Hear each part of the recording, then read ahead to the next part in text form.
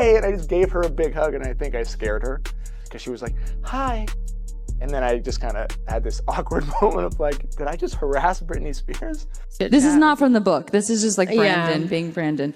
Completely ad-libbed, but he's asking everyone, he's like, "Oh, what'd you get? Like, what appetizers do you like?" Like, just like benign, innocuous question. What appetizers do you get? What did you like? Since the premiere of It Ends With Us, more instances have emerged revealing just how controversial Blake Lively can be.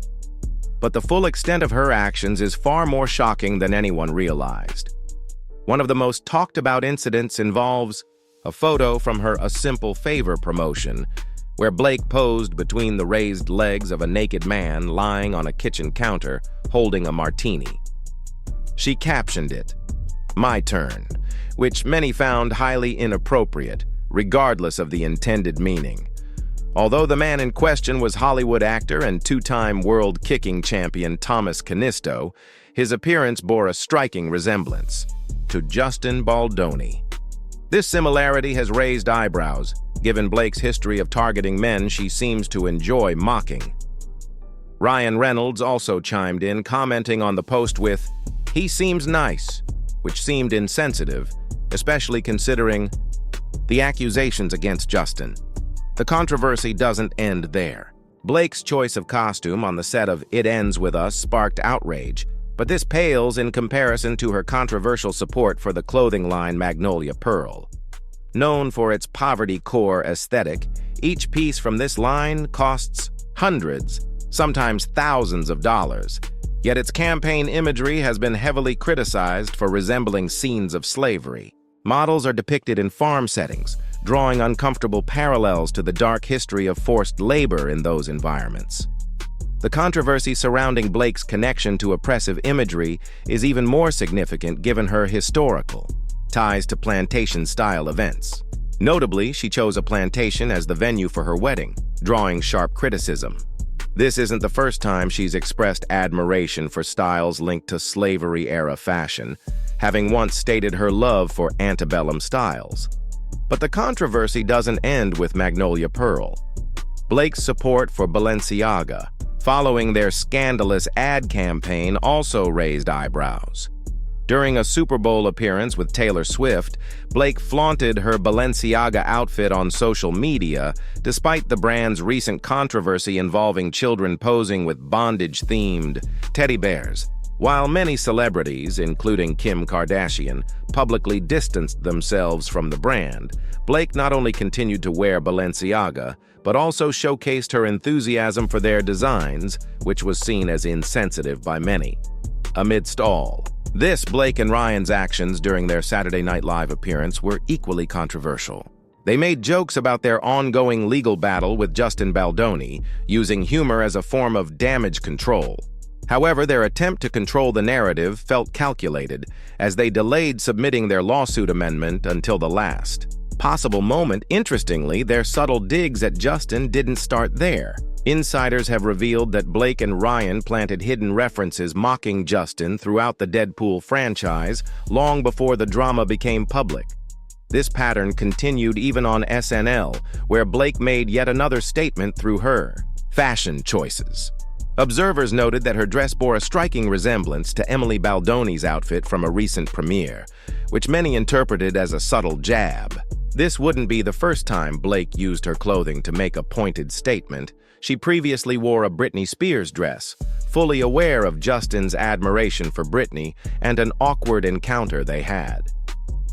Blake Lively's actions continue to stir controversy as she navigates a complex web of accusations, questionable fashion choices, and public scrutiny. As more details emerge, the narrative only becomes more complicated, leaving fans questioning the motives behind her every move. Since the premiere of It Ends With Us, Blake Lively's actions have sparked significant controversy, revealing a pattern of behavior that many find shocking and inappropriate. But the full extent of her actions is even more surprising, showing a side of her that few could have imagined. One of the most discussed incidents involves Blake seemingly trying to imitate every woman Justin Baldoni has publicly mentioned, leading some to question her intentions. This pattern of mimicry was just the beginning. Blake also shared a highly controversial story about her teenage years, where she admitted to dressing up as a black girl, complete with an afro, to stalk boys she had a crush on. Her casual retelling of this story left many shocked by her lack of awareness and insensitivity. But the controversies don't end there.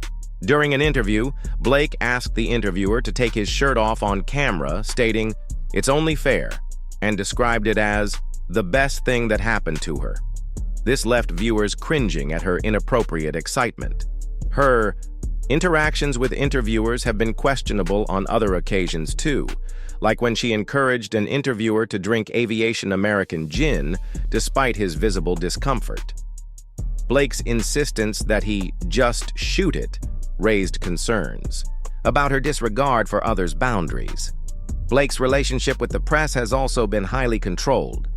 During the London premiere of It Ends With Us, journalists were instructed not to ask her any questions about Justin Baldoni or the film's sensitive themes.